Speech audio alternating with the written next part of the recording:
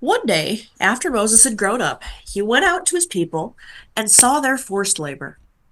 He saw an Egyptian beating a Hebrew, one of his own people.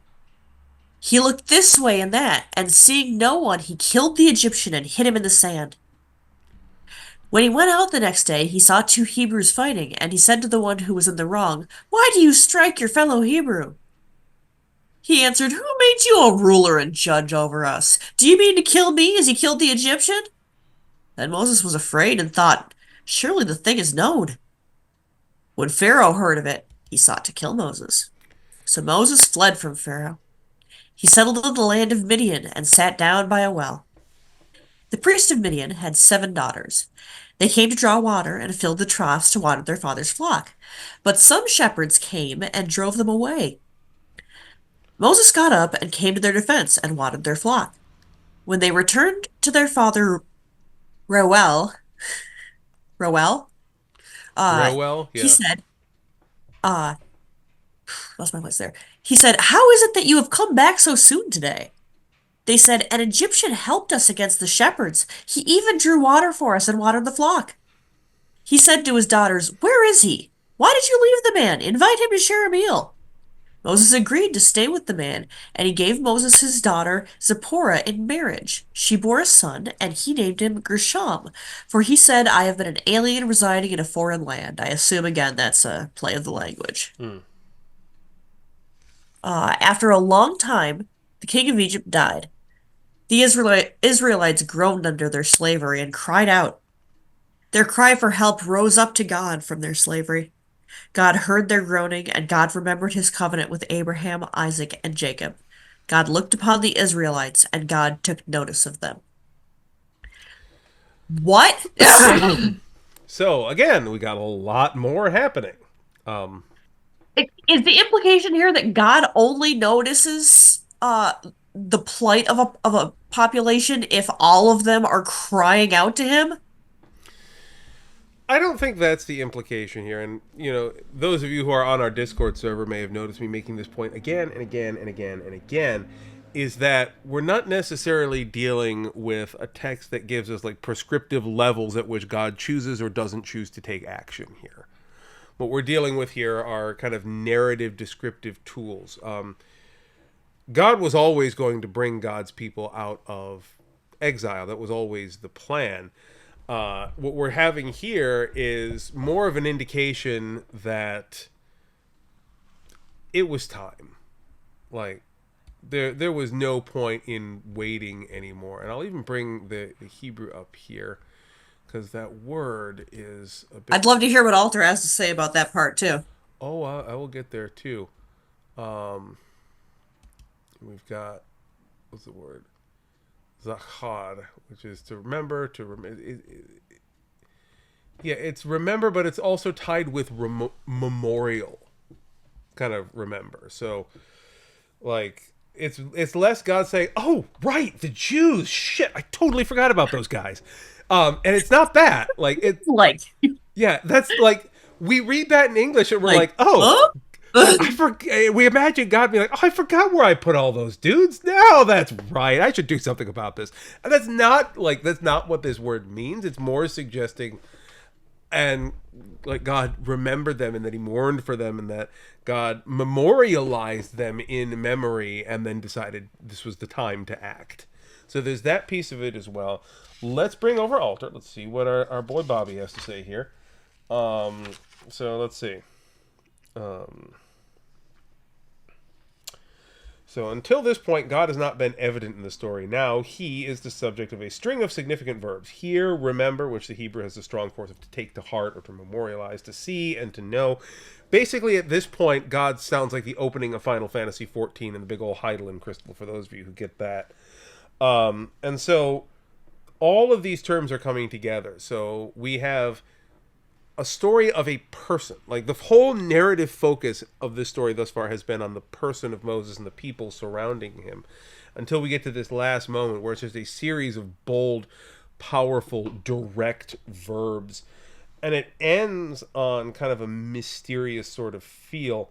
Um, and we have oh god, this is important. We have verse 25, God looked upon the Israelites and God took notice of them, or sometimes God knew. But the thing is, yeah, the way that ends in the Hebrew, and I'm going to actually bring this up here because of reasons, or at least I would if I could find it. What just happened? For some reason, my entire web browser just crashed and I lost everything I had open. So bear with me just a moment. Yay! There we go. All right, so that's open. There it is. Okay, so minimize the 90 different windows that just popped open.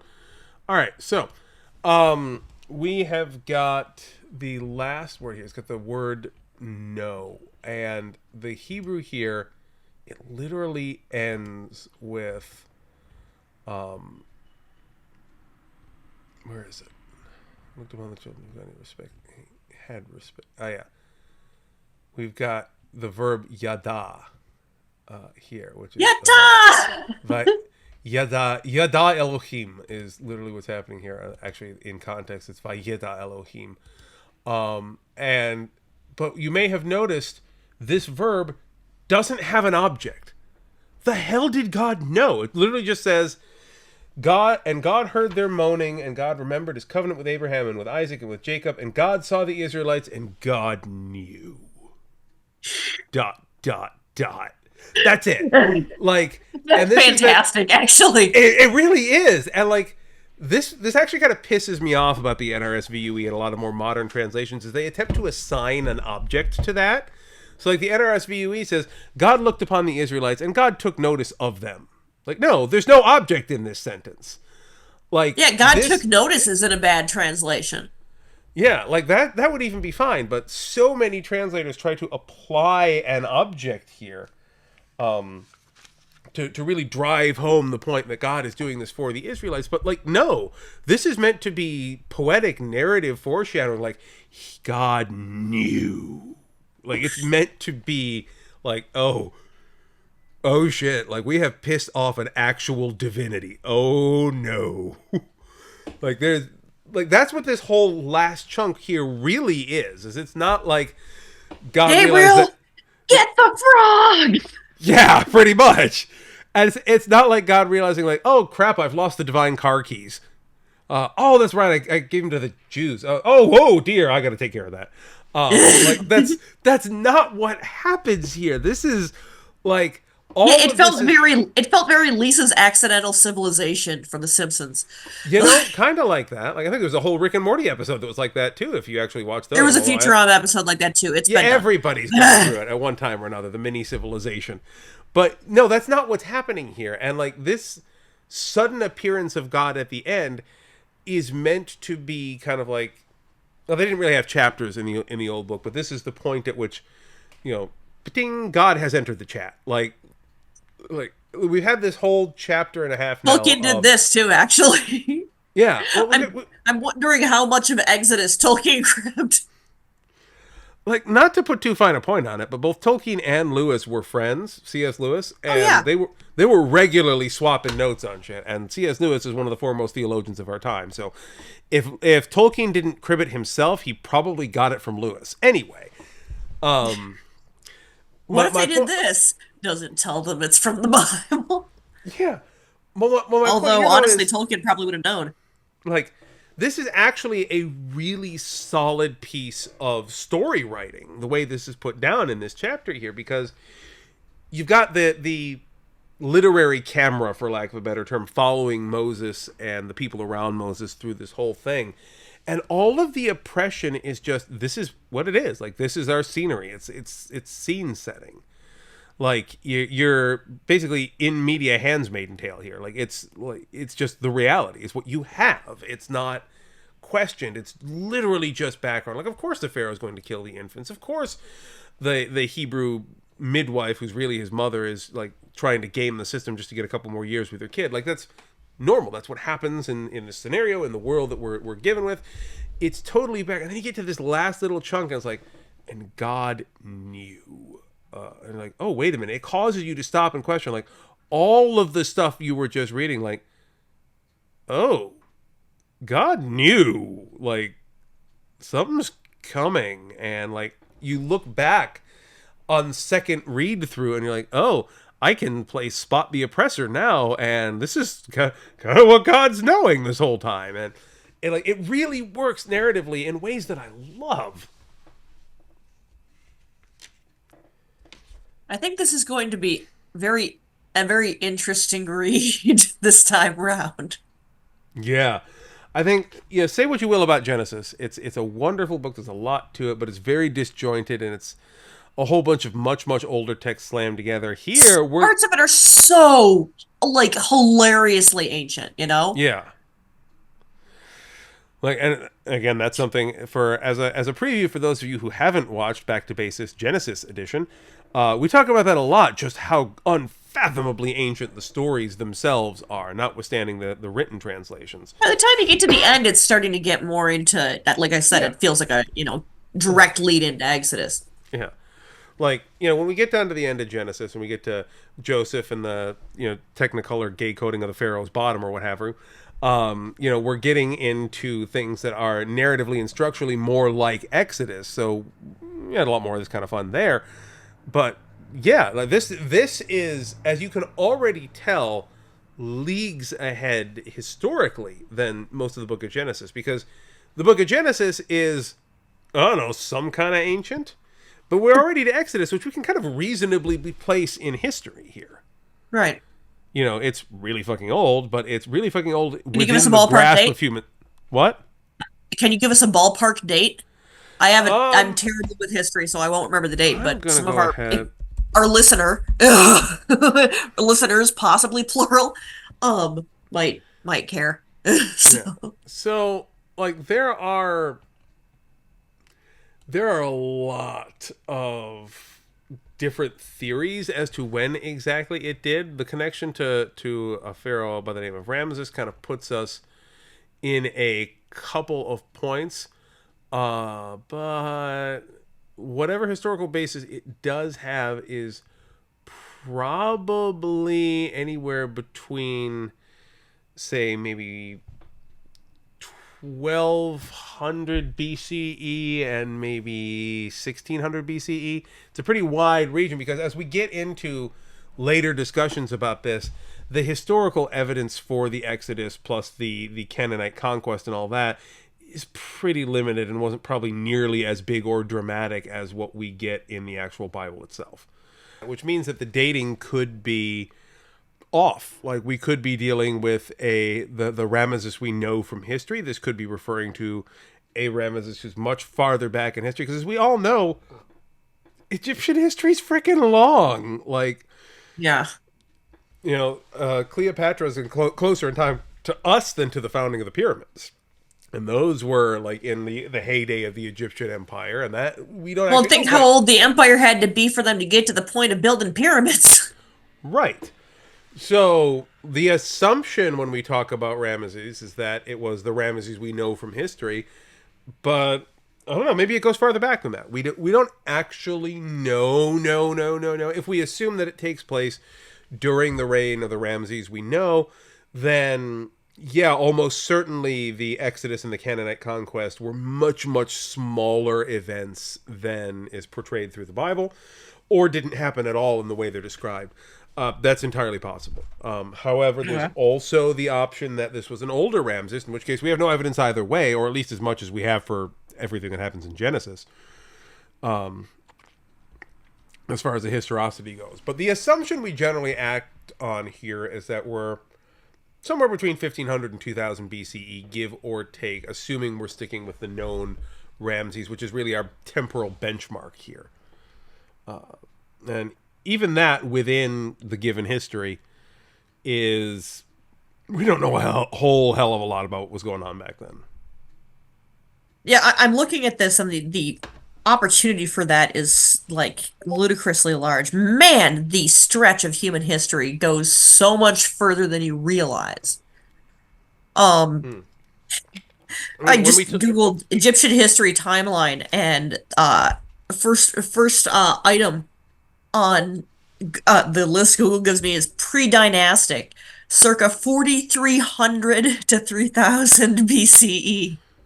Yeah. Good Lord. And that when we realize that, like, actual history of our actual species, the humans, even just our discovery of agriculture was at best 12,000 years ago. So we're talking about 10,000 BCE at the earliest. Like, Like we're still a drop in the bucket in the lifespan of the planet, yeah, but like, or even just like the time that life has been around. But just it's staggering. The stretch of time is so staggering. It's so right. freaking cool. I gotta go on a brief tangent here. How do you see how do you see the extent just that we know of the glory of the universe and think that that threatens your faith? I don't understand it because to me I'm like this is glory. This is seeing I things have beyond ourselves that are something of God's. I This have is go I've heard ahead. exactly two takes on that. One that is my take, is the one that I tend to believe and tend to hold to, and the other that just really pisses me off. Because I mean, I'm not going to consider those that say it's all a fake. The Earth is only 600 years old, or what the fuck ever that is all about. Those aren't real takes. Those are people being stupid for money. I'm not going to consider any of those. There's really two takes on that I have. My own take is quite simply, I don't believe that God wastes. Our God is not a God of waste. And so if that's all there, that either means that there is more to creation that we know and it's not all for us, but that's okay, or that it is all for us and that the great span of history in front of us is even far larger than the history that's behind us. And that excites me too. Both of those I are would good I would things. interject as perhaps a bit biased as an artist, Mm-hmm. but I would interject that the worth of beauty is inherent. Yeah. The limitless vastness of space exploding with supernovas and coalescing into worlds that may or may not end up having life on them over millions of years before they perish in flames and things over untold millennia cool down into just a vastness. Like Yeah. And that I that I think don't is a valid way of I looking don't at it get too. not seeing that as the poetry of God. I agree, and that's a very valid way of looking at it. We exist in the middle of a work of art, but the work of art was not made for us. We are a part of it. We are stewards of it, but we are not its intended audience. The intended audience is for God's self. So, like, that is also a very valid way of looking at that, and that's something that I can equally enjoy. The take that pisses me off, and I'm going to call this one out specifically, and I've heard this one gaining traction amongst evangelical circles, which our circles have generally never failed to piss me off anyway. So it's worth the call out anyway. There's a belief I've seen that because of original sin, our lifespans have gotten shorter and we've fallen away from the immortality or near immortality we were originally built to have. And so Mhm. the cosmos is as big as it is because we were supposed to live for forever and expand and grow massively out into this infinite creation. And instead, we basically turned ourselves into fireflies that die immediately. And so it's all empty because we're never going to make it and we're all fucked. And I How think, could you view God's plan as that fallible and still think he had a plan or God had a right? plan? Like, there are so many theological problems with that. And it just, even if you could paint that into being theologically accurate, which you can't, it also paints God as kind of a monster, which you may notice is a trend in evangelical theology. They treat God like an Yeah. abusive spouse who, we just got to make him happy or else he's going to beat us into the fires of hell. You'll notice, by the way, I switch to he pronouns when describing the evangelical God because I think it's appropriate. Um, I'm kind of liking just dropping pronouns entirely for God because it's not that hard to do because it's a very short one syllable word and also the word God self is awesome. yeah. Also gives you the option to use words like Godhead and like divinity and things like that in really cool ways.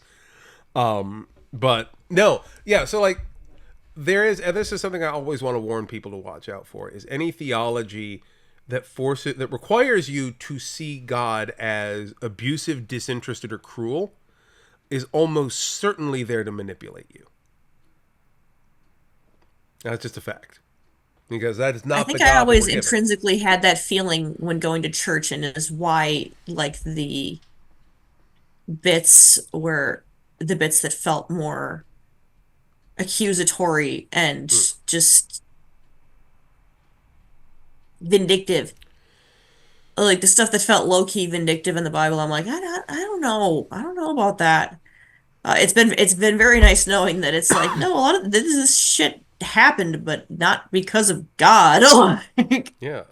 We're not when dealing with. people ask me about like the takeaways that I've had from doing the series so far, one of the biggest ones that I say is that like God gives us throughout the course of human history, God gives us instructions, and we find the most humanly fucked up way possible to execute them. Oh, yeah. Um, Like we yeah. are we are a species that God comes to us and says, "Here are my instructions. Please execute them." And we all collectively get together and say, "Oh, them? Execute them? Okay," and start killing people. It makes the whole trying to hide they were naked from God in the Garden of Eden thing feel oddly predictive because Right? it's very much this case By of design. Like yeah. humans come up It's very come much down this with a case of like, oh, we start the dumb fuckery immediately with you hu- guys. humans come down with a bad God, case of free will, and the humans are first thing we toddlers, and do God is doing his best, huh? humans come down with a bad case of free will, and the first thing we do is invent purity culture. Like if that isn't human, I don't know what is. Oh, man, isn't it awesome being naked? There must be something wrong with that, right? Right. Like this. Oh, the first thought that the fully realized humans have is, oh wait, this is way too good to be true. I can see boobs. That can't be right.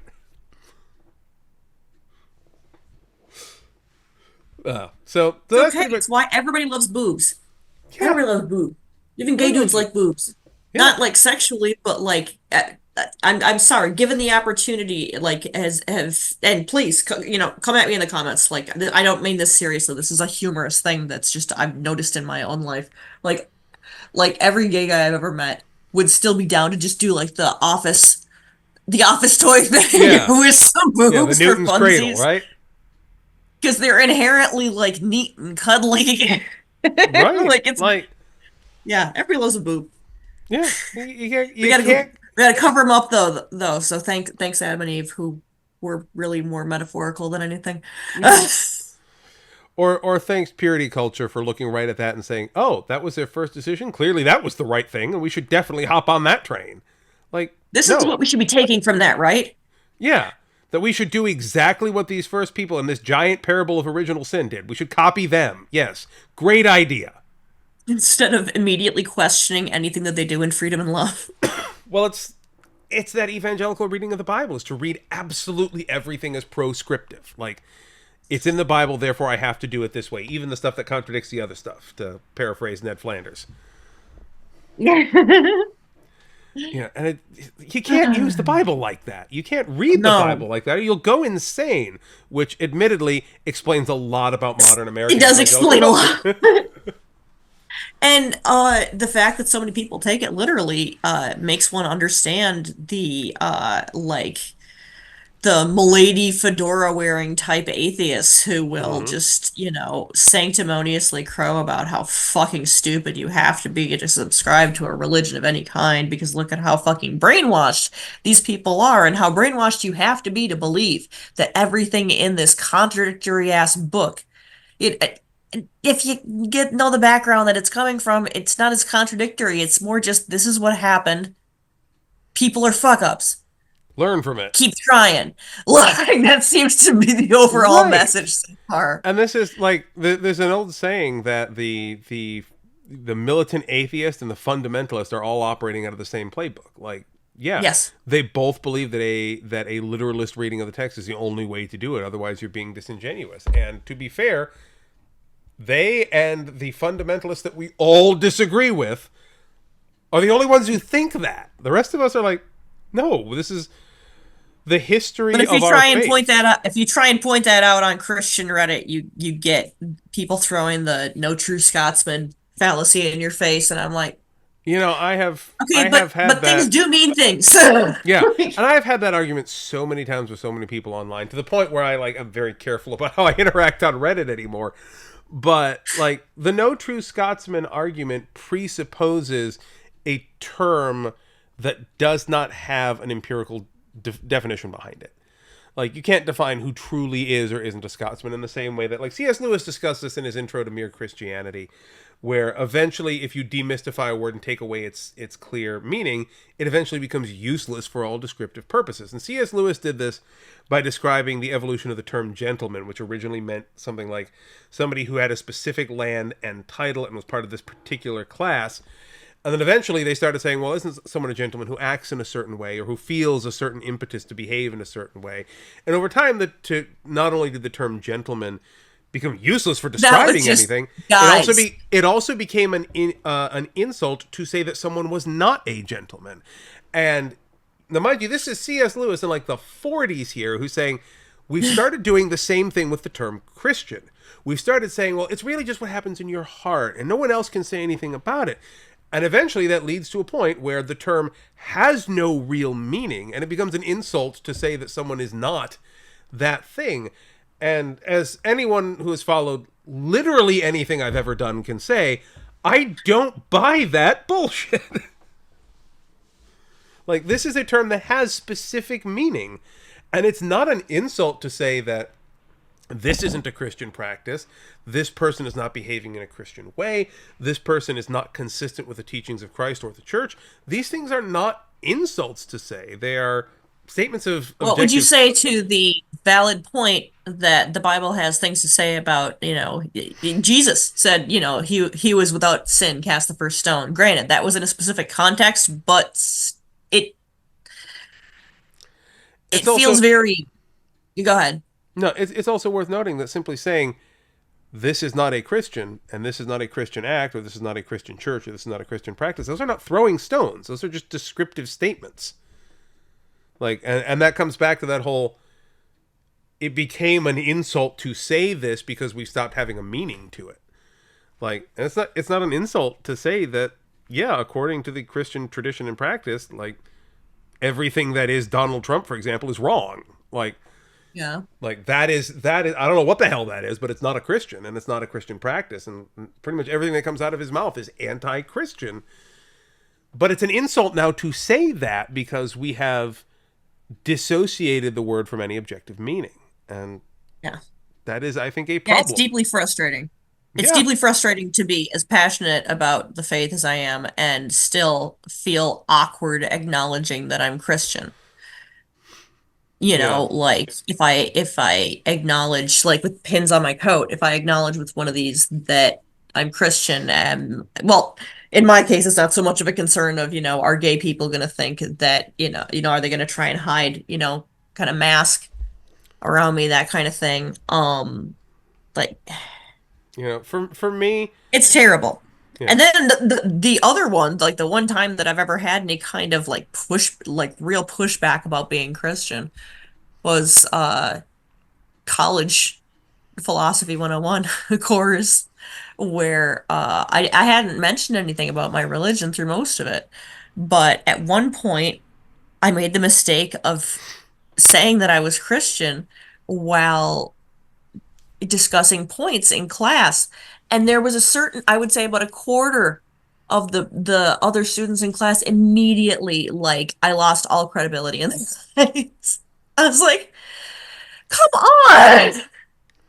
And the worst part about that for me is because I know where you went to college and I know what school that was. Like having that No, kind that of wasn't at reaction. Hope.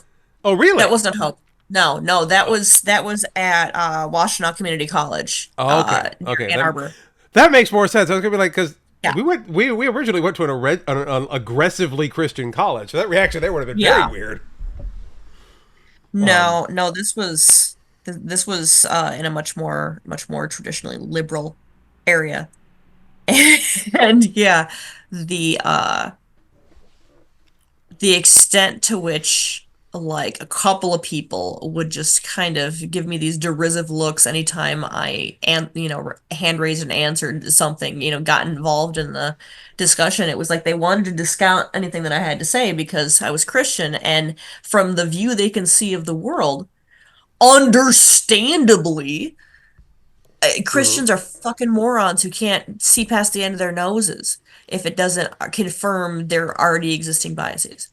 Yeah, and That's the reputation that we have in the world at this point, which is fucking stupid. yeah, and Because to it's circle all the way back to my earlier tangent, reality, the glory of reality doesn't contradict God. It's just a further part of the infinite mystery of God's creation. Like it, I don't get it.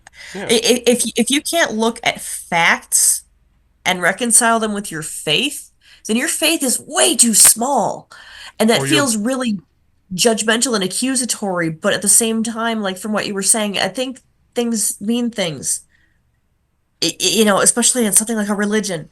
Like, no, we should all kind of agree on some yeah, things, and not just that we'll all chant the Nicene Creed and the Lord's Prayer with slight right, tweaks here and there. Like, there's supposed to be more to it. yeah, We're and we're there's called a larger Christians, little Christs. It means we follow Christ. Can we just agree to at least follow the shit he said? yeah, there is a larger Sorry. historical conversation to be had here about how we got here, and longer I think than this episode can endure. But suffice it to say, I already feel like you're uh, gonna need to chop the middle of this out for like a extra, like a bonus episode or you something. know, you never know. Got way off the. That has happened before. But you know what? Bonus episodes are cool. I will say then, for those of you who are interested in continuing this exact discussion and learning a lot more about how Americans have just royally screwed up Christianity, come join us on our Discord server because we're having that conversation pretty constantly there at this point. Yeah, it's And very frustrating as yeah, someone who both believes in their faith and their country.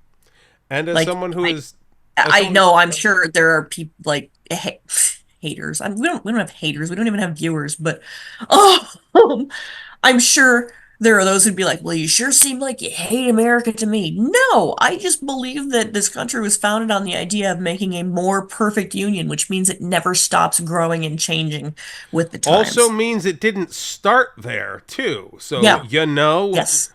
A more originalists. perfect union. I feel like it's the most obvious, like, just easy, low-hanging fruit that if you give a shit what our forefathers had to say, and I think there's a reasonable argument that you don't need to. Um, you don't even need to like be a patriot or what have you. It's a loaded term. What's a non-loaded term for someone who genuinely cares about their country and their countrymen and wants to help it be the best it can be? Citizen, I'd say. Okay, well that. Anyway, this you got me ranting this time. I've got me ranting this time. Something Yeah, has me ranting this time. I don't know. that kind of comes with the territory here. But I will say that this is probably a good place to stop, unless you got anything else you wanted to kind of double down No, on no, here. we should hang it up. My Yeah. time it's like So we'll 24 go after ahead 11. we'll go ahead and call it here for today. For those of you who have stuck with us to the end of this episode and or episodes, not sure how long this one's going to be. Might wind up split up. Those of Thank you you. who have stuck around for this series of tirades and diversions. Which sounds like a Bible study to me. So first off, thanks for sticking with us. Second Actually, yeah. off, come join us on the Discord server. Like that is very much the Oh yeah. central kind of hub of our church community right now. If you happen to be one of those fine folk who lives in Japan, we have a physical church, and we are having worship at the first Sunday of every month. Communion present too, and of course, if you're not in Japan, that worship is also live streamed as well. So you can join us on this exact YouTube channel here as well. First Sunday worship is 10:30 a.m. Japan time. It's 9:30 p.m. Saturday night U.S. time. And wherever else you are in the world, you can do your own calculations. Those are the only two I can hold in my head at any given point in time. On the second and fourth Sundays of the month, we have worship in Japanese at the same time as well. So if you want to really stretch your linguistic skills, that's also broadcast on our YouTube channel. And there will be more things coming as yet too. We're in the process of developing new stuff to come out. Our physical church is going to be building a new building this year, which means that we're going to be doing a lot more online because we're not going to have a physical place for a little bit. So keep your eyes on this space. There will be more stuff. I can promise you that. Most importantly, of course, is that Discord server where literally everybody from our community is basically all the time. If you want to contribute to our community, links to that are down in the description. You don't have to. We put everything we have out here for free. It's not meant to be a requirement to engage in Christian contact, but if you have it and you want to help, please do. And of course, Courtney. And if you think that if you'd like people to see these videos, if you think this is good, this is something, I mean, we're going to keep doing it regardless. We've proven that. Like, share, and subscribe. She's got it. That is eminently helpful. Like, we don't do this for the views because if we did, we wouldn't still be doing this. But Send this video to another Christian you know who's pissed off that people pretend like facts and faith can't coexist. right, Send our channel to your ex-evangelical buddies. yeah, or just Like pay, or just if you really want to cause some shit, just pick a local evangelical church and just start posting links on their Facebook page or something. It'll really make things interesting. I mean, R.I.P. my moderating skills, but I still think it would be freaking hilarious. that Um, woman's a witch and a lesbian. You're three-quarters right. Wait till they get a load of me. yeah, we're all crazy up in here, but we're Christians, so haha, and we actually know what that term means. Anyway, um, as usual, come join us. Website links are all below, and most importantly, have yourselves a great week, and we will see you on the next episode. Take care, y'all. Bye.